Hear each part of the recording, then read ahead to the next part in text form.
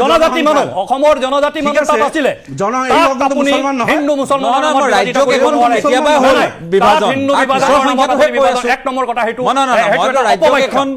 অপব্যাখ্যাক আমি মানি নলওঁ মুছলমানে কে দিব নাই নাই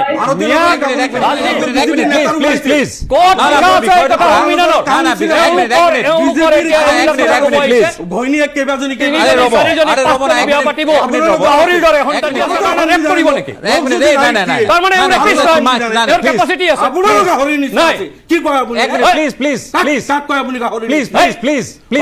আপোনাৰ কাষলৈ আহিছোঁ সিদিনা মুখ্যমন্ত্ৰীয়ে কৈছিল আৰু তাৰ আগতেও গোটেই বিষয়টো আমি লক্ষ্য কৰি আহিছোঁ যে যোৱা বছৰে প্ৰধানমন্ত্ৰীয়ে কৈছিল তাৰপিছত গৃহমন্ত্ৰীয়ে সেইদিনা ঘোষণা কৰিলে যে সমিতিখনৰ কথা উল্লেখ কৰিলে অসমত প্ৰয়োজন আছে এই সমিতিখনৰ এই সমিতিখন ৰাজদীপ দেশৰ কাৰণে প্ৰয়োজন আছে আপুনি আৰম্ভণিতে কৈছে যে দেশৰ অখণ্ডতা আৰু সাৰ্বভৌমত্বৰ সুৰক্ষাৰ প্ৰতি লক্ষ্য ৰাখি সমিতিখন বনোৱা হৈছে তাৰ অৰ্থটো এইটো যে ডেমোগ্ৰাফিয়ে দেশৰ অখণ্ডতা আৰু সাৰ্বভৌমত্বৰ প্ৰতি ভাবুকি সৃষ্টি কৰিছে এই সমিতিখনৰ মানে যিটো গ্ৰহণযোগ্যতা বা সমাজে ইয়াক গ্ৰহণ কৰাক লৈ পেলাই আমি এই কথাটোক স্বীকাৰ কৰি লৈছোঁ যে দেশৰ সাৰ্বভৌমত্ব আৰু অখণ্ডতাৰ প্ৰতি ডেমোগ্ৰাফিৰ তৰফৰ পৰা এটা ভাবুকি আহিছে আৰু সেই ভাবুকিক আমি মোকাবিলা কৰিব লাগে এইটো যে এটা ভাবুকি হয় আপোনাৰ সুপ্ৰিম কোৰ্ট অফ ইণ্ডিয়াই সৰ্বানন্দ সোণোৱালৰ কেছত স্পষ্টভাৱে কৈছে চাইলেণ্ট এগ্ৰেছন বুলি গতিকে ই এটা ভাবুকি হয় এইটোক আমি স্বীকাৰ কৰিছোঁ আমি ইয়াক একচেপ্ট কৰিছোঁ সামাজিকভাৱে ৰাজনৈতিকভাৱে আৰু তাক এতিয়া মোকাবিলা কৰিবৰ কাৰণে আমি সাজু হৈছোঁ আৰু এই সাজু হোৱা গোটেই প্ৰক্ৰিয়াটোক মোৰ আটাইতকৈ ভাল লাগিছে মই সমীৰণ ফুকনক ধন্যবাদ দিছোঁ তেখেতে ইতিবাচক দৃষ্টিকোণেৰে বিষয়টোক বিশ্লেষণ কৰিছে অসমৰ সমাজ জীৱনৰ সৰ্ববৃহৎ ছাত্ৰ সংগঠনৰ নেতৃত্বৰ এই ইতিবাচক যিটো সিদ্ধান্ত সেইটোক আমি ভাল পাইছোঁ এতিয়া আহোঁ ৰফিকুল হুছেইনৰ কথালৈ ৰফিকুল হুছেইনে জিলা বিভাজনৰ কথা ক'লে কিবা ক'লে আপুনি আৰম্ভণিতেই যেতিয়া এই গ্ৰাফিক্সটো দেখুৱাই আছিল তেতিয়া কৈছিলে যে সামগ্ৰিকভাৱে 7খন জিলা আমি জিলা বিভাজন বাদ দিলোঁ এই যে 7খন জিলাই যিটো ভূখণ্ড সামৰি আছে সেই ভূখণ্ডৰ ভিতৰতে এই জেগাখিনি আছে বজালিও আছে আপোনাৰ বৰপেটাও আছে ধুবুৰীও আছে বঙাইগাঁও আছে পাৰ্ট অফ কোকৰাঝাৰো আছে অবিভক্ত গোৱালপাৰা জিলাও আছে সামগ্ৰিকভাৱে গোটেই ভূখণ্ডটোত 1951 চনত আপুনি প্ৰকাশ কৰা তথ্য মতে 38,38,791 গৰাকী মুছলমান আছিলে 39,13,920 গৰাকী হিন্দু আছিলে 1951ত সেই সংখ্যাটো 2011 চনত কিমান হ'ল 35,92,819 জন হিন্দু হ'ল 63,65,873 জন মুছলমান হ'ল প্ৰথম সংখ্যাটো 1991 51 নহয় 1991 নাই 91ত সেইটো হ'ল অৰ্থাৎ 40 বছৰৰ পিছত 40 বছৰত 100% মুছলমান বাঢ়িল এইটো 20 বছৰ 100% মুছলমান বাঢ়িল আৰু মোটামুটি হিন্দু সংখ্যাটো কমি গ'ল ভয়ংকৰভাৱে এতিয়া এওঁলোকৰ কাৰচাজিটো চাওক একেতে কথাটো কওঁতে ক'লে যে আমি ত্ৰিপুৰা মেঘালয় পশ্চিমবংগৰ কথাটো বাদ দিম আমি অসমৰ পটভূমিত কথাটো পাতিম আৰু যেতিয়া তেওঁ তুলনা অসমৰ কথাই কম মোৰ কি প্ৰয়োজন আছে ত্ৰিপুৰাৰ কথা পাতিবলৈ দাদা আপুনি কথা পাতি থাকোঁতে মই আমি কাৰচাজি এইকাৰণে কৈছোঁ তাৰপিছত যেতিয়া তেওঁ তুলনা কৰিবলৈ গ'ল যে অসমত জনজাতি সংখ্যা কিমান বাঢ়িছে তেতিয়া তেওঁ ক'লে 36 নাই তেতিয়া তাৰপিছত তেওঁ উদাহৰণটো দিলে কম্পেয়াৰটো কাৰ লগত কৰিলে প্ৰথমতে ক'লে মুছলমানৰ জনসংখ্যা বৃদ্ধিক জাষ্টিফাই কৰিবৰ কাৰণে তেখেতে অসমৰ পটভূমিত আলোচনা কৰিম বুলি ক'লে তাৰপিছত তেখেতে কি হাল্লা নকৰিম 76 বছৰ 10 শতাংশ তেখেতে কৈ লওক মই কৈ লওক কথাখিনি নহ'লে তাৰপিছত তেখেতে উদাহৰণ দিলে গুজৰাটৰ অসম যেতিয়া 4খন ৰাজ্য বিভাজন হৈছিল আমাৰ পৰা ফালৰি কাটি গৈছিল নাগালেণ্ড মিজোৰাম অৰুণাচল প্ৰদেশ আৰু মেঘালয় তাত কোনো হিন্দু যোৱা নাই তাত সেই ভূমিপুত্ৰ আছিলে তাত তাত ভূমিপুত্ৰ আছিলে সেই জনজাতি মানুহ অসমৰ জনজাতি মানুহ তাত আছিলে হিন্দু মুছলমান এক নম্বৰ কথা সেইটো অপব্যাখ্যাক আমি মানি নলওঁ মানুহে এতিয়া নিজে ষ্টাডি কৰে মুছলমান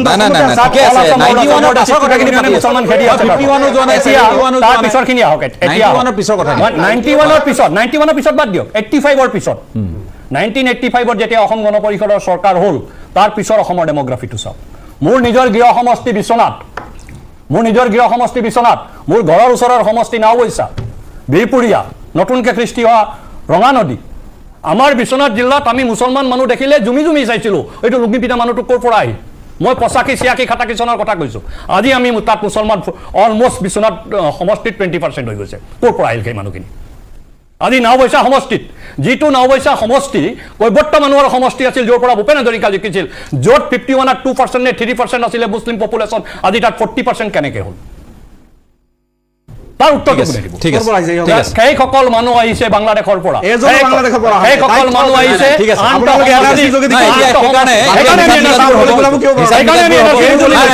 আমি আমি সেইকাৰণে বন্ধ কৰিছো সেইকাৰণে বন্ধ কৰিছো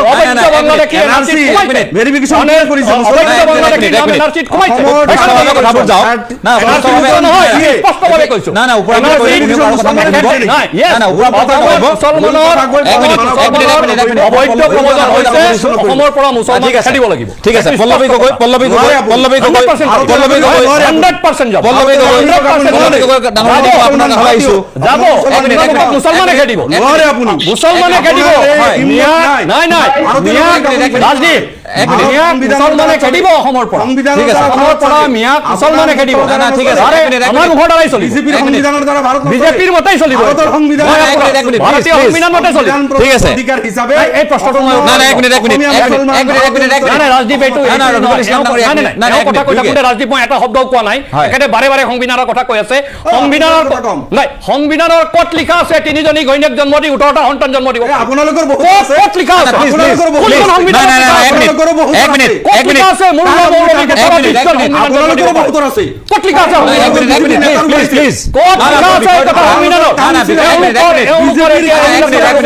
ঘৈণীয়েক কেইবাজনী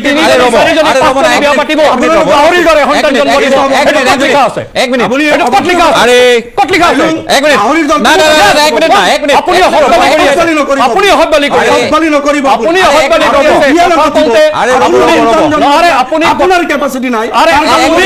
আপোনাৰ কেপাচিটি আছে কাৰণে ৰেপ কৰিব নেকি তাৰমানে কেপাচিটি আছে আপোনাৰ গাহৰি নিচিনা কি কয় আপুনি প্লিজ কয় আপুনি গাহৰি প্লিজ সংবিধানে কোনো কথা নকব নকব ভাই বুলি কি কব আপুনি সকলৰ বিষয়ে এক মিনিট আপোনালোকক আমাৰ সংবিধানে অনুমতি দিয়া নাই কিয় নকম আপোনাক লাজ লাগিব লাগে দহজনী বিয়া পাতিব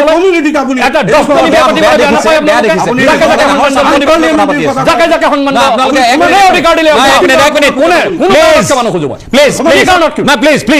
আপোনালোকে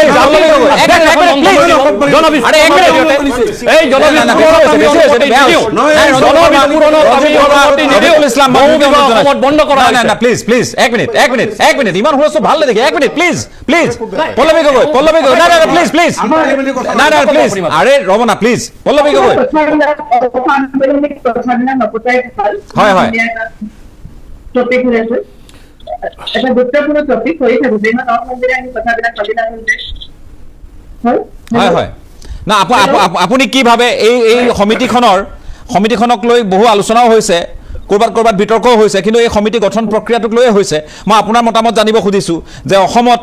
এই বিষয়টো জনগাঁথনিৰ ব্যাপক পৰিৱৰ্তন এইটো এক ভালকৈ পুংখানুপুংখভাৱে তদন্তৰ অধীনলৈ অহা এটা বিষয় হোৱা উচিত এইটোৰ ওপৰত কাম হোৱা উচিত আপুনি ভাবে তেনেধৰণে কংগ্ৰেছে ভাবে তেনেধৰণে হয় মই ভাবোঁ যে জনগঠনিৰ ওপৰত এটা উচিত সিদ্ধান্ত লোৱাটো এটা গুৰুত্বপূৰ্ণ আহি পৰিছে যিহেতুকে যিখন কমিটিৰ কথা কৈছে যে জনগাঁথনিৰ পৰিৱৰ্তনৰ ওপৰত কেন্দ্ৰীয় চৰকাৰে গৃহ মন্ত্ৰালয়ে এখন সমিতি গঠন কৰিছে এই সমিতিখন যদি গঠন কৰা হয় আৰু যদি এই ৰাজনৈতিক মেয়ৰ হিচাপত নোসোমাই কেৱল আলোচনা কেৱল বোলে এইটো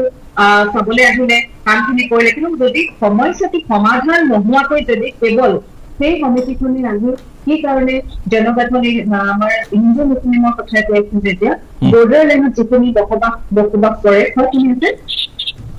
আমি শুনি আছো হয় কৈ থাকক আচ্ছা বৰ্ডাৰ লাইনত যিখিনি জনবসতিপূৰ্ণ এলেকা আছে তাত সেই সমিতিখন আহিব আৰু পুংখানুপুংখভাৱে এটা কৰিব এতিয়া লোকপ্ৰিয়লৈ জড়িত হ'ব নিচিনা হৈছে কিন্তু মই ভাবো এই সমস্যাবোৰ এটা স্থায়ী সমাধান আমি বিচাৰো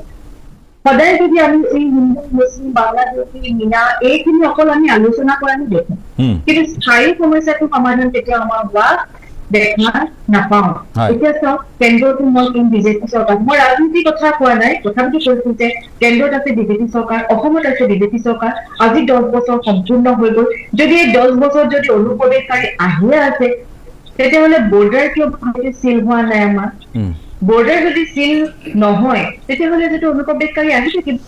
আমি কেৱল এইটো ৰাজনৈতিকৰণ ভাৱে নকৰি আমি অসমৰ এটা আমাৰ কৃষ্টি সংস্কৃতি ভাষা আমাৰ অসমীয়া জাতি জনজাতিৰ কথা যদি আমি খিলঞ্জীয়াৰ কথা চিন্তা কৰো তেতিয়াহ'লে মই ভাবো এই ঠিক আছে। বৰ্ডাৰ লাইনটো ভালকৈ চিল কৰিব লাগে যাতে অনুপ্ৰৱেশকাৰী প্ৰৱেশ কৰিব নোৱাৰে আৰু যাতে আমাৰ ভাষাটো যাতে অসমীয়া ভাষাটোৱে এতিয়া যেনেকে স্বীকৃতি পাই এটা অসমীয়া ভাষাটো আমি জীয়াই ৰাখিব পাৰিব লাগিব যুগ যুগান্তৰ যেতিয়ালৈকে আমি জীয়াই থাকিম আমাৰ অসমীয়া জাতি থাকিব এই জাতি মাটি ভেটি বুলি ক'লেই নহ'ব সেইকাৰণে মই চৰকাৰকো অনুৰোধ কৰিছো কোনো মই এইটো ৰাজনৈতিকভাৱে নকওঁ মই এগৰাকী অসমীয়া খিলঞ্জীয়া হয় মই কৈছো যে আমি কেৱল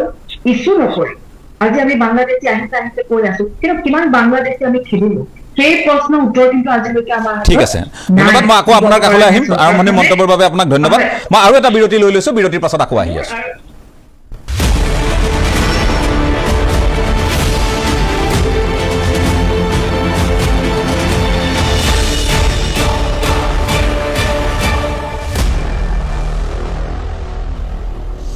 এটা চমু বিৰতিৰ পাছত আপোনালোকক পুনৰ স্বাগতম এটা অত্যন্ত গুৰুত্বপূৰ্ণ বিষয়ক লৈ আমি কথা পাতি আছোঁ সেয়া হ'ল জনগাঁথনিৰ ব্যাপক পৰিৱৰ্তন মই আকৌ এবাৰ ডক্টৰ অংকিতা দত্ত আপোনাৰ কাষলৈ আহিব খুজিছোঁ এই কথাটো হৈছে যে হৈ হাল্লা হৈছে পৰিসংখ্যাক লৈ কথা ওলাইছে কিন্তু আমাক এটা সমাধান সূত্ৰ লাগিবই আজি ইমান বছৰৰ পৰা একেখিনি কথা একেবোৰ কথা বতৰা একেবোৰ বিষয়ক লৈ ৰাজনীতি বোকা ছটিওৱা ছটি বিষ বাষ্প ভিন্ন ধৰণে আমি ক'ব পাৰোঁ ব্যাখ্যা কৰিব পাৰোঁ কিন্তু মই যদি উল্লেখ কৰোঁ যে এই যি পূৰ্ববংগীয় মূলৰ কথাখিনি আপুনি উল্লেখ কৰিলে মই আজি আকৌ দোহাৰিব খুজিছোঁ ধুবুৰীৰ যি পাণবাৰীৰ ৰঙামাটি মছজিদ সেয়া উত্তৰ পূৰ্বাঞ্চলৰ আটাইতকৈ পুৰণি এক মছজিদ হিচাপে গণ্য কৰা হয় আৰু সেই মছজিদতো আমি দেখিছিলোঁ যে তাৰ যিসকল তাৰ নিকটৱৰ্তী যিসকল লোক সেই লোকসকল আছিল দেশী মুছলমান খিলঞ্জীয়া মুছলমান আৰু সেই লোকসকলো এই আগ্ৰাসনৰ তেওঁলোক ভুক্তভোগী হ'বলগীয়া হৈছে তেওঁলোকে মছজিদ সমিতিৰ পৰা তেওঁলোকৰ নাম তেওঁলোকক আঁতৰাই পঠিওৱা তেওঁলোকক তাৰ পৰা সেই অঞ্চলসমূহ দখল কৰি পেলোৱা এনেধৰণৰ বহু কথা বতৰা আমি সংঘটিত হোৱা দেখিছোঁ নিজে প্ৰত্যক্ষদৰ্শী মই লোকৰ মুখত শুনি কোৱা কথা নহয় এইটো নিজে দেখা কথা গতিকে সামগ্ৰিকভাৱে খিলঞ্জীয়া মানুহখিনিৰ কিয় আজি এই সংকট আৰু কিয় তেওঁলোক আঁতৰি আহিছে মানকাছৰ পৰা হিন্দুৱে আঁতৰি অহা নাই দেশী মানুহো আঁতৰি আহিছে ঠাই বিশেষে ধুবুৰীৰ পৰা তেনেধৰণৰ পৰিৱেশ হৈছে গোৱালপাৰাৰ বহু প্ৰান্তত তেনে পৰিৱেশ আমি যেতিয়াই যাওঁ মানুহখিনিয়ে তেওঁলোক আগবাঢ়ি আহে গোট খাই আমাক কথাবোৰ কয় গতিকে এইটোতো এটা নিৰসনৰ প্ৰয়োজন আছে আৰু আপুনি ভাবেনে যে এই প্ৰতিবেদন এবছৰ 1.5 বছৰৰ ভিতৰত দিব আৰু আমাৰ সকলো সমস্যা সমাধান হৈ যাব নিশ্চয় সেয়া সময়ে ক'ব আমি আশাবাদী তথাপিও আৰু আপুনি যি কথাটো কৈছে যে তেওঁলোক যে পলায়ন কৰিব লগা হৈছে আচলতে ইয়াত মূল যিটো কাৰক মেইন ফেক্টৰটোৱে হৈছে আমাৰ লেণ্ড ভূমি যেতিয়ালৈকে লেণ্ড ৰাইটছ আমাৰ খিলঞ্জীয়াৰ যি ভূমিৰ অধিকাৰ তেওঁলোকৰ আমাৰ খিলঞ্জীয়া মানুহৰ হাতলৈ আকৌ ঘূৰি নাথাকে আৰু যেতিয়ালৈকে সেই এৱেৰনেছটো আমাৰ মানুহৰ নাহে যে লেণ্ডৰ যিটো ভেলিউ সেইটো তেতিয়ালৈকে কিন্তু মানে যিমান কমিটি হ'লেও বা যি হ'লেও আমাৰ নিজৰ লেভেলত আমাৰ সেইটো সজাগতা আমাৰ অত্যন্ত প্ৰয়োজন কাৰণ দেখা যায় আমি ষ্টাডি কৰোঁতেও আমি দেখিছোঁ যে যিখিনি বংগমূলীয়ৰ যিখিনি মুছলমান তেওঁলোক কিন্তু ভূমিৰ কাৰণে তেওঁলোকে মানে দে কেন গো টু এনি এক্সটেণ্ট বুলি ক'ব পাৰি আৰু তেওঁলোক অত্যন্ত ঐক্যবদ্ধভাৱে তেওঁলোকে কাম কৰে এই বিষয়ত মানে তেওঁলোকে একেলগে পইচা পুল ইন কৰি পেলাই তেওঁলোকে মাটি কিনিব ইজনে আনজনক তেওঁলোকে সহায় কৰে তেনেকুৱা কথা আছে কিন্তু আমাৰ মানুহৰ দেখা যায় যে এটা হৈছে যে আমাৰ বেমাৰ আজাৰত বিশেষকৈ নন কমিউনিকেবল ডিজিজেছ কেঞ্চাৰ হওক বা কিডনি ৰিলেটেড এইলমেণ্টছ সেইবিলাকত আমাৰ টকা পইচা বহুত খৰচ হয় আমাৰ মানুহৰ আৰু মাটি বেছি দিবলৈ মানুহে আমাৰ ইমান চিন্তা নকৰে মানে আৰু কিছুমান অযুক্তিকৰ কিছুমান কাৰণতো আমি মানে এনেকুৱা আমি এনকাউণ্টাৰ মানে হৈছে যে ঘৰত বিয়া এখন আছে বা বাথৰুমত নতুন টাইলছ লগাবলৈ ঘৰৰ এটা পাৰ্ট মানে বংগমূলীয় মুছলমানক বেছি দিছে তেনেকুৱাও হৈছে ঘটনা মানে ছোৱালীজনীৰ ঘৰত বিয়া মানে বাথৰুমটো ধুনীয়া হ'ব লাগে নতুন বাথৰুমত নতুন টাইলছ লগাব লাগে ড্ৰয়িং ৰুমত নতুন টাইলছ লগাব লাগে সেইকাৰণে কিন্তু আমাৰ মানুহে মাটি বেছি দিছে তেনেকুৱা সেই এৱেৰনেছটো সেইকাৰণে অত্যন্ত প্ৰয়োজন দ্বিতীয় কথা আমি কিন্তু আমাৰ যিবোৰ বজাৰবোৰ আমাৰ বজাৰবোৰ শাক পাচলিৰ বজাৰ মাছ মাংসৰ বজাৰ আমি আমাৰ দখললৈ আনিবই লাগিব আমি নহলে যিমান চিঞৰি থাকিলেও আমি ৰাস্তাত প্ৰতিবাদ কৰিলেও লাভ নাই আমি চৰকাৰে কৰি আছে যিখিনি কৰি আছে আমি চৰকাৰৰ সমৰ্থনত আছো আমি সদায় আছো কিন্তু আমাৰ মানুহৰো নিজৰ হেখিনি সজাগতা লাগিব দায়বদ্ধতা লাগিব বজাৰখিনি মেইনলি আমাৰ ল্যান্ড ৰিলেটেড যি এৱেৰনেছ আৰু বজাৰ আমাৰ শাক পাচলি বজাৰ মাছ মাংসৰ বজাৰ আমি নিজৰ হাতলৈ কিন্তু আমাৰ খিলঞ্জীয়া মানুহে আকৌ আনিব লাগিব আৰু যেনেকে কিছুমান দেশ আছে পৃথিৱীৰ যেনেকে সাউদি আৰবিয়াত এতিয়া মই উদাহৰণ এটাহে দিছো মানে ভাৰতৰ বা বিশ্বৰ বিভিন্ন প্ৰান্তৰ বহুত লোক গৈ পেলাই তাত কাম কৰে ৱৰ্ক পাৰমিটৰ বেচিছত তালে যায় তাত বাধা নাই যাবলৈ কিন্তু তাৰ ছোৱালীৰ লগত বিয়া পতা বা তাত সেটেল হোৱা তাত কিন্তু কোনেও একো হেবিলাক কৰিব নোৱাৰে যোৱাত বাধা নাই তালে হে তেনেকুৱা এটা সিস্টেম অত্যন্ত কঠোৰ এটা সিস্টেম মানে অসমতো বা ভাৰততো তেনেকুৱা যদি প্ৰৱৰ্তন কৰিব পাৰি কাৰণ আগন্তুক সময়ত গৱেষণাই কিন্তু কয় যে গোলকীয় উষ্ণতা বৃদ্ধিৰ বাবে বাংলাদেশত যেটো লিভিং স্পেস হে মানুহৰ তাত কিন্তু থকাৰ স্পেস কমি আহিছে আৰু জনসংখ্যা বৃদ্ধি পাইছে সেইকাৰণে 21 জন 22 জন নিটো আহি থাকে হয় গতিকে আগন্তুক সময়তো পুশবেক কৰে খেদি পঠিয়ায় এক্স্যাক্টলি গতিকে আগন্তুক সময়তো হে প্ৰৱৰ্জনটো কিমান আমি ৰুট কৰিব পাৰিম হেতু কিন্তু এটা চিন্তনীয় বিষয় হেতু এটা প্ৰশ্নবোধক গতিকে ইয়াৰ কাৰণে কি আমি সমাধান লব পাৰো যে তেওঁলোকক ৱৰ্ক পাৰমিট দিয়া হয় তেওঁলোকে কাম কৰক এটা নিৰ্ধাৰিত সময়ৰ বাবে তাৰ পিছত তেওঁলোক উভতি যাওক তেনেকুৱা কিবা সিস্টেম কৰিব পাৰি নেকি কাৰণ তেওঁলোক আহি থাকিব বা কাৰণ তাত পৰিস্থিতি তেনেকুৱা তাত সি লেভেল ৰাইজ হৈছে গোলকীয় উষ্ণতা বৃদ্ধিৰ বাবে তাত থাকিবলৈ জায়গা নাই মানুহৰ গতিকে ঠিক আছে এইখিনি বৰ গুৰুত্বপূৰ্ণ কথা আপুনি উল্লেখ কৰিছে মই ডক্টৰ প্ৰদ্যুম্ন গোস্বামী মই সময়ও যিহেতু কম সংক্ষেপে আমি কি এটা আমি ফল পাব পাৰো কাৰণ এনআৰসি মোটামুটি ফ্লপ চাওক সুপাৰ ফ্লপ মোৰ দৃষ্টিত অসম চুক্তিৰে আমি অসম চুক্তি কি কাৰণে কৰিছিলো যে খিলঞ্জীয়া মানুহখিনি অধিকাৰ সাব্যস্ত হ'ব লাগে এটা 20 বছৰ মানুহৰ বুজাটো আমি পালো আৰু তেওঁলোকে বেছি সুৰক্ষিত আপোনাৰ মুটকৈ সাংবিধানিকভাৱে কাৰণ চুক্তি এখন হৈ গ'ল নহয় গতিকে মই আপোনাৰ কাষলৈ আছো সামৰণি মাৰিব চাওক কথাটো হ'ল কি আমি যিমানেই এই জনবিন্যাসৰ বিপৰীতে এক কাউণ্টাৰ নেৰেটিভ সৃষ্টি নকৰোঁ কিয় বাস্তৱ সত্যটো হ'ল একদম ভয়ংকৰ গতিত জনবিন্যাস মানে হৈছে মানে জনগাঁথনি পৰিৱৰ্তন হৈছে আৰু জনগাঁথনি পৰিৱৰ্তনত মুছলমানসকলৰ অৱদান অত্যন্ত বেছি এটা লোকপিয়লৰ তথ্য অনুসৰি 100 গৰাকী মানে 100 জোৰা হিন্দু দম্পতীৰ 180 জন সন্তান থকাৰ বিপৰীতে 100 জোৰা মুছলমান দম্পতীৰ 350 গৰাকী সন্তান থাকে এইটো হৈছে লোকপিয়লৰ তথ্য গতিকে আমাৰ গোটেই জনগাঁথনিটো পৰিৱৰ্তনত মুছলমানসকলৰ গুৰুত্বপূৰ্ণ ভূমিকা আছে তেওঁলোকে যথেষ্ট ভূমিকা লৈছে আৰু যেটো কথা অকমান আগতে ৰফিকুল সাহেবে ক'লে যে ৰাজ্যসমূহ আঁতৰি গৈছিল 1963 1969 1972 আপুনি যদি আপুনি মিজোৰাম মণিপুৰ মেঘালয় যদি চাই মিজোৰাম মেঘালয় আৰু হেৰি যদি নাগালেণ্ড যদি চাই এটা কথাটো হৈছে আমি কথা পাতিছো 1991 ৰ পৰা গতিকে আমি তাৰ বহুত পিছৰ পৰা কথা পাতিছো গতিকে ৰাজ্যসমূহ আঁতৰি যোৱাৰ ক্ষেত্ৰত এই জনবিন্যাসৰ বিশেষ একো প্ৰভাৱ নপৰে নম্বৰ 1 আৰু নম্বৰ 2 কথাটো হৈছে কি আমি যেটো বাঘাইবাল্লা কমিছনৰ কথা কৈছো সেই সময়ত বাঘাইবাল্লা কমিছনে ডেফিনেটলি পূব পাকিস্তানৰ কথা আহিছিল আৰু যেতিয়া আমি 1950 সেই সময়ৰ গোটেই ঘটনাটো গোটেই বিষয়টো 1950 অনৱাৰ্ডছ আমি আলোচনা কৰিব লাগিব কাৰণ সেই সময়ত দুখন আইনে গোটেই বিষয়টোক অতি জটিল কৰি পেলাইছিল এখন হৈছে মানে expulsion foreigners expulsion act immigrants expulsion from Assam act 1950 আৰু একে সময়তে হোৱা নেহেৰু লিয়াকত চুক্তি ইমিগ্ৰেণ্টছ এক্সপালছন এক্ট 1950 যেটো কথা কৈছে নেহেৰু লিয়াকত চুক্তিয়ে গোটেই কথাটো এটা কন্ট্ৰাডিক্ট মানে গোটেই বিষয়টো জটিল কৰি পেলাই দুটা কন্ট্ৰাডিক্ট কৰি পেলাই সেই সময়ৰ পৰাই গোটেই বিষয়টো কমপ্লিকেটেড কৰি আনিলে তাৰ পিছত আইএমডিটি আহিল অসম চুক্তিৰ পিছত আইএমডিটি আহিল মানে যেতিয়া এনেকুৱা আৰু এখন আহিল 1964 ফৰেনাৰ্ছ ট্ৰিবিউনেল অৰ্ডাৰ এক্স্যাক্টলি 1964 মানে যেতিয়া এই বিষয়বিলাক আহিছে তেতিয়াৰ পৰা এখন কাউণ্টাৰ আইন বিষয়বিলাকৰ ওপৰত জাপি দি পেলাই আমাক প্ৰত্যেক মুহূৰ্ততে এই কামবিলাক সফল ৰূপায়ণ কৰাত গোটেই যেটো এক্সপালছন মানে পুচিঙত সফল ৰূপায়ণ কৰাত আমাৰ এক সমস্যাৰ সৃষ্টি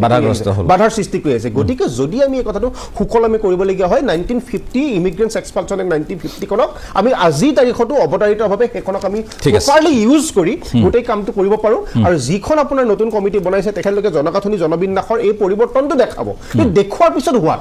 আমি দেখুৱাৰ পিছত কি কৰিম আজি ৱেষ্ট বেংগলৰ যেটো কণ্ডিশ্যন পশ্চিমবংগত যি মানুহ আজি বিগত 1.5-2-3 বছৰত গৈছে আৰু পশ্চিমবংগৰ অলিয়ে গলিয়ে ঘূৰিছে তেখেতলোকে প্ৰেক্টিকেলি অনুভৱ কৰিছে পশ্চিমবংগৰ ভয়াৱহতা কি এতিয়া পলাইছে এতিয়া চৰকাৰ সলনি হোৱাৰ পিছত পশ্চিমবংগৰ পৰা পলাইছে আপোনাৰ ইয়াৰ পৰা নপলাই টিএমচিয়ে যদি আকৌ এটা টাৰ্মৰ কাৰণে থাকিলেহেঁতেন বা দুটা টাৰ্মৰ কাৰণে থাকিলেহেঁতেন অনাগত 5-10 বছৰলৈ টিএমচি যদি থাকিলেহেঁতেন পশ্চিমবংগ কি হ'লহেঁতেন এইটো মানে মুখ্যমন্ত্ৰী এটা খুব ডাঙৰ কথা কৈছে যে কি নহওক মই ধন্যবাদ জ্ঞাপন কৰিছো এইবিলাক হৈছে বাস্তৱ সত্য ৰাজনীতি মই সেইকাৰণে কওঁ যে অসম চুক্তিখন আকৌ এবাৰ আমি কাম কৰক মই অসম চুক্তিখন এবাৰ ৰিভিজিট কৰাৰ প্ৰয়োজন আছে নেকি অনুভৱটো এই কাৰণে একেবাৰে খোলাখুলিকৈ যদি কওঁ হয়। কাৰণ না মই আহি আছোঁ মই যিহেতু সমীৰণো আছে মই সমীৰণৰ কাষলৈ যাম একাধিক্ৰমে আহোঁ অকণমান সময় লাগিছে কিন্তু যিমান পাৰি আপোনালোকে ছুটিকৈ ক'ব মোৰ তেতিয়া মই নিৰ্ধাৰিত সময়ত সামৰিব পাৰিম গতিকে সমীৰণ ক'ৰবাত নহয় ক'ৰবাত এই অনুভৱটো হয় কাৰণ আমি এতিয়া দেখিছোঁ 1964 আমি যদি কওঁ যে ফৰেনাৰ্ছ ট্ৰিবিউনেল আমাৰ অৰ্ডাৰৰ কথা কওঁ সেইখন এখন অৰ্ডাৰ দেশৰ কাৰণে কিন্তু কাৰ্যকৰী হয় ট্ৰিবিউনেলবোৰ আছে অকল অসমত বাকী কোনো ৰাজ্যত ট্ৰিবিউনেলৰ অংক নাই ক'তো খেলি মেলি নাই পোনপটীয়াকৈ তেওঁলোকে ফৰেনাৰ্ছ এক্টৰ অধীনত যদি কাৰোবাক পায় চিধাই বাহিৰ কৰি দিয়ে পশ্চিমবংগতে নাই আপোনাৰ চুবুৰীয়া গতিকে আমি ক'ৰবাত বান্ধ খাই গ'লোঁ নেকি আৰু আমি কিবা যেন বেদৰ বাক্য হৈ হ'ল যে ইয়াৰ পৰা এখোজো আমি হিলিব নোৱাৰিম এখোজো লৰিব নোৱাৰিম এনে এটা প্ৰক্ৰিয়া BSc হ'ল আমি যদি কওঁ BTC হ'ল BTR হ'ল বড়োলেণ্ডৰ কথাই যদি মই উদাহৰণ সহকাৰে কওঁ 3বাৰ 3খন চুক্তি হ'ল গতিকে অসম চুক্তি ক'ৰবাত আমি ৰিভিজিট কৰিবলগীয়া এটা পৰিৱেশো হ'ব নেকি মই সমীৰণ সামৰণি মন্তব্য ল'ব খুজিছোঁ সেই বিষয়টোলৈ যাব খোজা নাই যিহেতু অসম চুক্তি এখন দলিল আৰু সেই দলিলখনক ৰাজনৈতিক সদিচ্ছাৰ অভাৱত বহুদিন ধৰি প্ৰত্যেকটো দলে সকলো দলে দিল্লী দিছপুৰত শাসন কৰিলে কোনো দল বাকী নাই বামপন্থী দললৈকে কোনেও কিন্তু চুক্তিখন ৰূপায়ণ কৰাৰ স্বাৰ্থত কাম কাজ কৰা পৰিলক্ষিত নহৈছিল শেহতীয়াকৈ এই চৰকাৰখনে পদক্ষেপ আৰম্ভ কৰিছে আমাৰ লক্ষ্য থাকিব যে অসম চুক্তি আজিৰ পৰা 4টা দশক পূৰ্বে স্বাক্ষৰিত হোৱা এখন চুক্তি এই চুক্তিখনত যিসমূহ বিষয়ক প্ৰাসংগিক বুলি গণ্য কৰি আগবঢ়াই লৈ যোৱা হৈছিল এই বিষয়বোৰ কেনেকৈ বাস্তৱায়িত কৰিব পাৰি সেই সন্দৰ্ভত আমাৰ তীক্ষ্ণ দৃষ্টি থাকিব আমি চৰকাৰে গোটেই বিষয়সমূহত যোগাত্মক পদক্ষেপেৰে সৈতে জাতিটোক সুৰক্ষা দিয়াৰ কথাটো বিচাৰোঁ কিন্তু ধৰ্মীয় দৃষ্টিকোণেৰে প্ৰত্যেকটো সময়তে সকলো সময়তে যদি আমি ধৰ্মীয় দৃষ্টিকোণ এটা লৈ পেলাই চাই থাকোঁ এই কথা বতৰাবিলাক কিন্তু এটা সময়ত বেয়া দিশলৈ গতি কৰিব কিছুদিন আগত AIDFৰ যিগৰাকী প্ৰতিনিধিয়ে আমাক খিলঞ্জীয়া ভূমিপুত্ৰ জনসাধাৰণৰ জনসংখ্যা বৃদ্ধিৰ সন্দৰ্ভত যিবিলাক তথ্য তেওঁ ইয়াত উল্লেখ কৰিলে মই ক'ব খুজিছোঁ যে অসমৰ এগৰাকী লোকপিয়লৰ পূৰ্বৰ উপ সঞ্চালক যোগেশ চন্দ্ৰ ভূঞা ডাঙৰীয়া তেখেতে লোকপিয়লৰ তথ্যৰ ভিত্তিত কৈছিল যে অসমত মুছলমান জনসংখ্যা বৃদ্ধিৰ হাৰ 1971 চনৰ পৰা 1991 চনলৈ হৈছিল 77.41% কিন্তু যিটো হ'ব লাগিছিল 33.20%, ধুবুৰীত 71.13% বৃদ্ধি হৈছিল, কোকৰাঝাৰত 100.83% বৃদ্ধি হৈছিল, বঙাইগাঁৱত 92.78, গোৱালপাৰাত 86.52, বৰপেটাত 65.19, নগাঁৱত 81.19, দৰঙত 108.10, নলবাৰীত 93.40, এনেকুৱা ধৰণৰ জনসংখ্যা বৃদ্ধি পাইছিল, জনবিন্যাসৰ পৰিৱৰ্তন ঘটিছিল। কি কাৰণে যে পূৰ্ববংগীয় যিসকল লোক আহিছিল সেই যি সময়ত আমাৰ ইয়ালৈ অনুপ্ৰৱেশ ঘটিছিল, যিসকল লোকে আহি ইয়াত তেওঁলোকে বসবাস কৰিবলৈ আৰম্ভ কৰিছিল, তেওঁলোকৰ কাৰণতে আমাৰ অসমৰ বহু জিলাত এতিয়াও জনসংখ্যাৰ যিটো জনবিন্যাসৰ পৰিৱৰ্তন ঘটিছে, সেইসকল লোকে ভূমিও বেদখল কৰিছে আৰু অসমৰ খিলঞ্জীয়া মানুহৰ প্ৰতি অস্তিত্বৰ প্ৰতি ভাবুকি আনিছে। এইসকল লোকৰ বিৰুদ্ধে ব্যৱস্থা গ্ৰহণ কৰিব লাগিব। চৰকাৰে উচ্চস্তৰীয় সমিতি গঠন কৰিছে, আমি আদৰণি জনাইছোঁ। আহিব লগা সময়ত ইয়াৰ পৰা কি যোগাত্মক ফলাফল অসমৰ জনতাই, ভাৰতবৰ্ষৰ জনতাই দেখিবলৈ পাই আমি লক্ষ্য কৰি ৰাখিম। দেশৰ সাৰ্বভৌমত্ব অখণ্ডতাৰ কথা কৈ আছে, আমি কৈ আছোঁ যে অবৈধ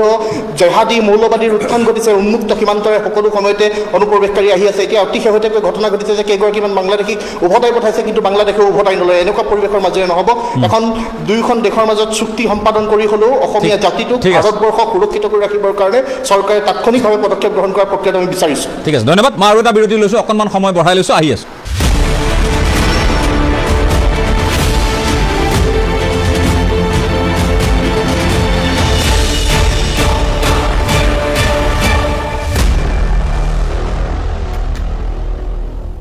এটা চমু বিৰতিৰ পাছত আপোনালোকক পুনৰ স্বাগতম। অকণমান সময় বঢ়াই ল'বলগীয়া হ'ল আৰু মই সেয়েহে অনুৰোধ জনাইছোঁ সীমাবদ্ধতাৰ মাজত যাতে আপোনালোকেও শেষ কৰে। মই 2 মিনিট সময় দিছোঁ। ডক্টৰ ৰফিকুল ইছলাম, আপোনাক।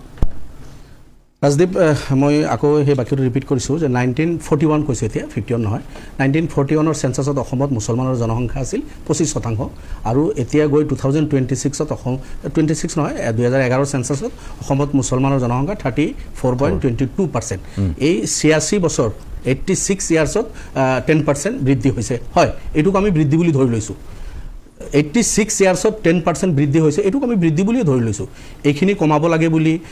আৰম্ভণিত যেনেকুৱা গ্ৰথ ৰেট আছিল, তাতকৈ লাষ্ট 20 ইয়াৰ যদি আপুনি চায়, এই বংগীয় মূলৰ মুছলমান বুলি কওক বা যি কওক, আপুনি এই মানুহখিনিৰ মাজত যদি আপুনি লাষ্ট 20 ইয়াৰ্ছৰ ডাটা চায়, এনেই মুখে মুখে কথা নহয়, ইয়াত ডক্টৰ ইলিয়াছ চাহাবে কাম কৰিছে আৰু বহুতে কাম কৰিছে, তেখেতসকলৰ পৰা ডাটা লওক, যিখিনি গভৰ্ণমেণ্টৰ ডাটা আছে তাতে যদি আপুনি চায়, এইখিনি গভৰ্ণমেণ্ট ডাটাই লৈ কথা পাতি আছে। মই তাকে কৈছোঁ যে আগত যিটো আছিলে 86 ইয়াৰ্ছৰ কথা মই কোৱা নাই, লাষ্ট 20 ইয়াৰ্ছত বহুত কমিলে। হয়, আৰু কমাব লাগিব। গোস্বামী ডাঙৰীয়া এটা কথা কৈছে, মই তেখেতৰ লগত একমত, যে মুছলিম 100 দাম্পত্যৰ 350জন সন্তান, মানে 3.5, তিনিজনতকৈ অলপ বেছি আপুনি ক'ব পাৰে। এই 3জনতকৈ যে অলপ বেছি আছে, এইটো 2 কৰিবলৈ আমি চেষ্টা কৰি আছোঁ। এটা সময়ত 4জন 5জন আছিল, অকল আমাৰে নহয়, বেলেগৰো যদি আপুনি চাই 4জন 5জন 7জন কৰি আছিল হয় আমাৰ বেছি বুলি ধৰি লৈছোঁ 4-5জন কৰি আছিল সেইখিনি কমাই এতিয়া 3.5 হৈছে গতিকে 3.5টো আমি 2 লৈ আনিবলৈ চেষ্টা কৰিছোঁ যেটো ষ্টেণ্ডাৰ্ড লেভেল কিন্তু কিছুমান জাতি জনগোষ্ঠীৰ 1.6 হৈছে একেতে হিন্দু দাম্পত্যৰ কথা কৈছে 180 মোৰ বদৰে 180 নহয় 160 হৈ গ'ল কিজানি 150 হৈ গ'ল 100 দাম্পত্য যদি 150 হয় 1.4 100 দাম্পত্যৰ যদি 100 মানে 200 হ'ল 200 হৈ গ'ল আপোনাৰ তো 200 মানুহৰ যদি ল'ৰা ছোৱালী 140 জন হয় তেতিয়া গৈ 50 বছৰ পিছত কি হ'ব যেটো আজি অন্ধ্ৰপ্ৰদেশে মূৰত হাত দি কান্দি আছে আৰু চন্দ্ৰবাবু নাইডু কৈছে যে দ্বিতীয় তৃতীয় সন্তান বনালে চতুৰ্থ বনালে গিফ্ট দিব লগা হৈছে সেইটো এটা সময়ত ক'ব লগা হ'ব আৰু বিহাৰক ধন্যবাদ জনাইছো আমিও ক'ব এইটো বিচাৰিছো যে আমাৰ যেটো 3% আছে সেইটো 2 হওক কিন্তু যিসকলৰ 1ত আহিছে 1ৰ পৰা 2 লৈকে যাওক নহলে এইটো ইমবেলেন্স হ'ব অকল আমি কমালেই নহ'ব এই 1ত কিয় 1ৰ পৰা যিসকলৰ কম আছে 2 লৈ যাওক মই কোৱা নাই 3 মোৰ কথা কোৱা নাই আজি সাক্ষী মহাৰাজে 3-4-5টাৰ কথা কৈ আছে আৰু কোনোবা কৈ আছে সেইটো মই নকওঁ কিন্তু 2 লৈকে তো যাব লাগিব এই ধৰাটো ঠিক ঠাক মতে ৰাখিবলৈ হ'লে ঠিক আছে ধন্যবাদ আৰু এটা কথা আপুনি 2 মিনিট কৈছে 1 মিনিট হ'ল না 2 মিনিট হৈ গ'ল এটা আমি পাতিম আধা মিনিট থাকিব বহুত টেটৰ ছোৱালী আমাৰ অঞ্চলবিলাকত যাব মই 15 বছৰ বিধায়ক মোৰ সমষ্টিতে শিৱসাগৰ যোৰহাট তিনচুকীয়া ডিব্ৰুগড় বিভিন্ন ছোৱালী গাঁৱত ভিতৰত আছে কলগাছিয়াত ভাড়াঘৰত আছে মুছলমানৰ ঘৰত ভাড়াঘৰ আছে ক'বাত একটা দুটা আপুনি এই 15-20 বছৰত যদি চাই এটা দুটা ঘটনা ক'বাত পাব যিটো এটা দুটা ঘটনা ক'বাত লখিমপুৰ ডিব্ৰুগড় শিৱসাগৰতো ঘটি থাকে কিন্তু বাইদেউ যিটো কথা কৈছে এই কথাটো তেনেকুৱা নহয় 2% বেছি হ'ব পাৰে মইতো অস্বীকাৰ কৰা ঠিক আছে আজি জেলখানাবিলাকত যাওক ক্ৰাইম ৰেট মুছলমানৰ যদি জনসংখ্যা 35% হ'ব পাৰে যিটো ক'ব পাৰে কিন্তু এইটো নহয় যে 90% আজি নীতিমণি শইকীয়া কেইদিন আগত যেটো ডাটা দিছে 32টা কেস 1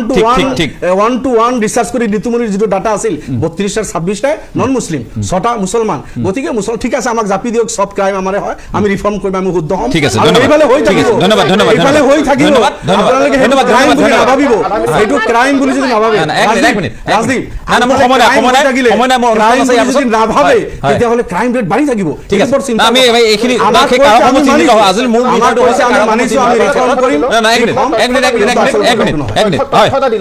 বৰ্তমান অসমত যিমানখিনি জেল আছে মুছলমানৰ জনসংখ্যা 34% কিন্তু জেলত থকা ক্ৰিমিনেল অফেন্সত কিন্তু 61 নে 63%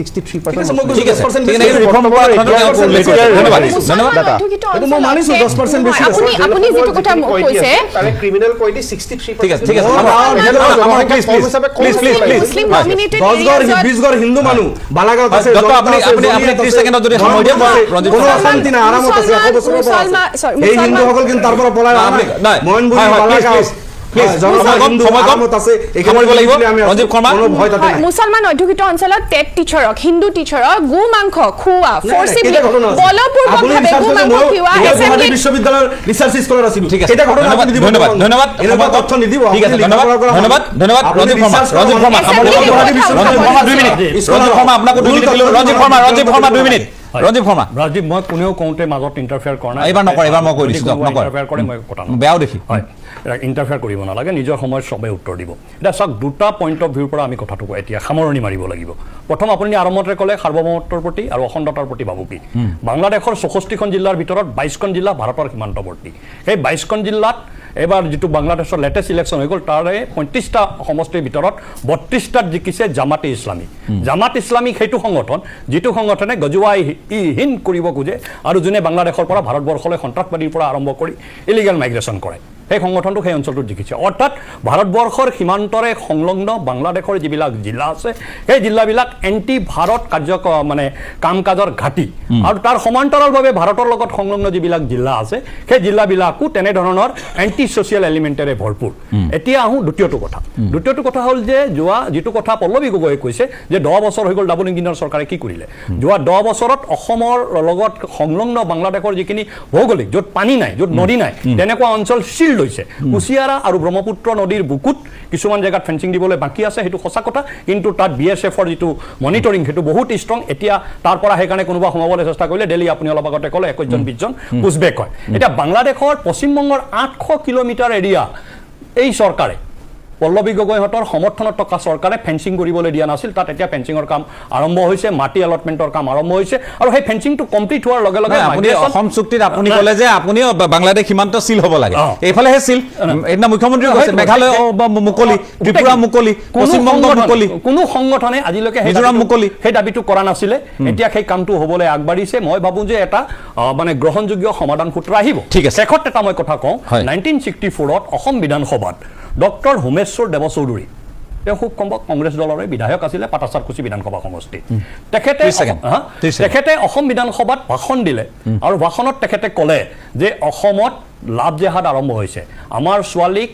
হিন্দু নাম দি ফুচলাই মুছলমানে বিয়া কৰি আমাৰ জনসংখ্যা হ্ৰাস কৰাৰ এটা ষড়যন্ত্ৰ তেওঁ ভাৰতবৰ্ষত মোৰ মতে ভাৰতবৰ্ষত লাভ জেহাদ শব্দ ব্যৱহাৰ কৰা প্ৰথম ব্যক্তিজন হ'ল ডক্টৰ হোমেশ্বৰ দেৱ চৌধুৰী অসম বিধানসভাত 1964ত কংগ্ৰেছৰ বিধায়ক আছিল আৰু তেতিয়া সেই সময়ৰ মুখ্যমন্ত্ৰীয়ে কথাটো সমৰ্থন কৰিছিল কিন্তু তাক বিৰোধিতা কোনে কৰিছিলে মইনুল হক চৌধুৰী ফকৰুদ্দিন আলী আহমেদ তেওঁলোকে আৰু তেওঁলোকে কৈছিলে অসমৰ মুছলমান কেতিয়াও অসমৰ হিন্দু মানুহৰ কাৰণে ভাবুকি নহয় ঠিক আছে ধন্যবাদ ধন্যবাদ ধন্যবাদ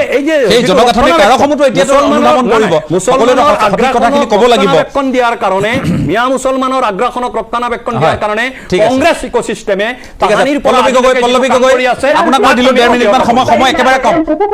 হয় হয় আপোনাৰ কাষলৈ আহিছো সামৰণি মন্তব্য হয় একেবাৰে সময় নিদিয়ে মই আহি বহি আছো চাওক ওপৰতে বক্তাজনে যে মোক ক'লে যে কংগ্ৰেছৰ দিনত চিল কৰিবলৈ দিয়া নাছিল মোৰ দেউতা যেতিয়া বিধায়ক হৈছিল তেখেত তালৈ গৈছিল বৰ্ডাৰ চিল হোৱাৰ এটা গ্ৰুপ আছিল অসম বিধানসভাৰ পৰা গৈছিল বেংগল গগৈ তেতিয়া আমাৰ আহি পেলাই দুটা ঘৰত কৈছিল য'ত পানী আছিল য'ত বানপানী আছিল য'ত পানীৰ ওপৰতে মানে কাটাটো দিব চিল কৰিব পৰা হোৱা নাই কিন্তু ইতিমধ্যে কংগ্ৰেছৰ দিনৰ পৰা আৰম্ভ হৈছে অকল কংগ্ৰেছ কৰি কৰি কৰি অকল আমি নহয় তেখেতে অসমৰ কথা কোৱা নাই অসমৰ কথা কোৱা নাই তেখেতে পশ্চিমবংগৰ কথা কৈছে মোক ক'বলৈ দিয়ক মই অসমৰ কথা কৈছো পশ্চিমবংগৰ কথা কোৱা নাই এই কথাবিলাক আমি কংগ্ৰেছে হওক বিজেপি হওক এজিপি হওক আমাৰ কোনো দৰকাৰ নাই আমাক কি লাগে আমি অসমীয়া এগৰাকী খিলঞ্জীয়া হিচাপে বিচাৰো এই বস্তুবোৰ ৰাজনীতি হিচাপে নহয় হ'ব নালাগে ইয়াৰ সমস্যা সমাধান কৈ আছে আপুনি বিৰোধত থাকি পৰা ইয়ামতত থাকোঁতে কংগ্ৰেছে ৰাজনীতি মুছলিম ভোট বেংকৰ সামৰিব লাগিব এই কথাটো ডিক্লেয়াৰ কৰিছে কংগ্ৰেছে আপুনি হ'ব নাই আপোনালোক যেতিয়া ৰাজনীতিভাৱে কথাটো ডিক্লেয়াৰ কৰিছে ঠিক আছে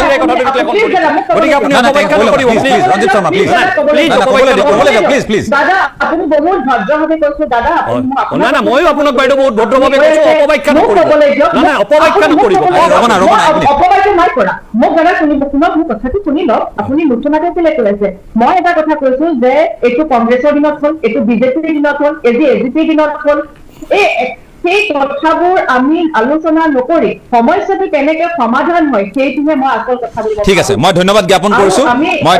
কৰিছো সময় যিহেতু কম মই ক্ষমা বিচাৰিছো গতিকে মই সামৰিবলগীয়া হৈছে হয় ঠিকে কৈছে আপুনি এতিয়া অন্ততঃ সেইবোৰ চৰকাৰ এখন হৈ গ'ল নতুনকৈ চৰকাৰ আকৌ হৈছে ভাৰতীয় জনতা পাৰ্টি বা এনডিএ দায়িত্ব পাইছে ৰাইজৰ প্ৰত্যাশা বাঢ়িছে মোৰ কথাটো শুনক যে এখন চৰকাৰে এটা কাম আগবঢ়াই থৈ যায় পিছৰ চৰকাৰখনৰ দায়িত্ব সেই সমস্যাবোৰ সমাধান ঠিক আছে ধন্যবাদ মই ধন্যবাদ জ্ঞাপন কৰিছো এতিয়া আমি সেই কথাটোৱে মই সামৰিব খুজিছো মূল কথাটো হ'ল যে কেন্দ্ৰ চৰকাৰে শেহতীয়াকৈ বিষয়টোৰ গুৰুত্ব উপলব্ধি কৰিছে